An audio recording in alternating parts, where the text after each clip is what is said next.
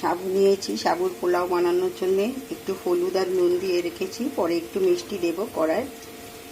কাজু বাদামগুলো একদম ক্রাশ করে নিয়েছি, লাস্টে দেব। কিশমিশ নিয়েছি, টমেটো, কাঁচা লঙ্কা আর গাজর আর বিনসটা আমি কড়ায় দিয়েছিলাম একটু বেশি করে ভেজে নেওয়ার জন্য। এখনকার গাজরগুলো ভীষণ শক্ত। এরপর হয়ে গেছে ভাজাগুলো, আমি এরপর সাবুটা দিয়ে দেবো। সাবুটা দেওয়ার সময় কিন্তু একটু জোর জোর দিয়ে নাড়াচাড়া করতে হবে, নাহলে সাবুটা এরকম একটা জড়িয়ে যায় কড়ার মধ্যে। তখন গ্যাসের ফ্লেমটা বাড়িয়ে দিয়ে একটু জোরে নাড়াচাড়া করতে হবে। আর আমি একটু মিষ্টি মিষ্টি পছন্দ করি, একটু দিলে ভালো হয়, পোলাও যেহেতু, তাই একটু মিষ্টিও দিয়ে দিলাম। আর শেষে আমি দেবো একটু ঘি, আর কিশমিশটা আমি এখনই দিয়ে দেবো, কেন এটা সমানে নাড়তে হয়, নাহলে জড়িয়ে যায়।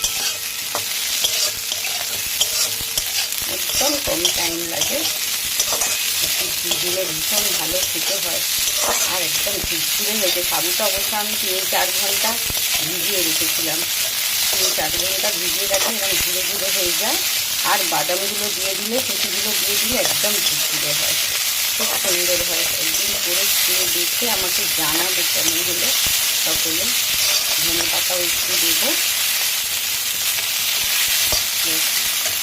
লাস্টে আমি একটুখানি এই কাজুগুলো দিয়ে দেবো, এই যে গুঁড়ো কাজুগুলো দিয়ে দেবো। এগুলো দিলে একদম ঝুরঝুরে হয়ে যাবে। কাঁচা লঙ্কাও দিয়ে দেওয়া আছে এর মধ্যে।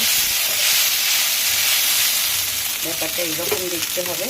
দেখো কীরকম হলো, দেখো আমাকে জানিও। টাটা। সাবুটা একটু আটকে যাচ্ছে। Good night, tata.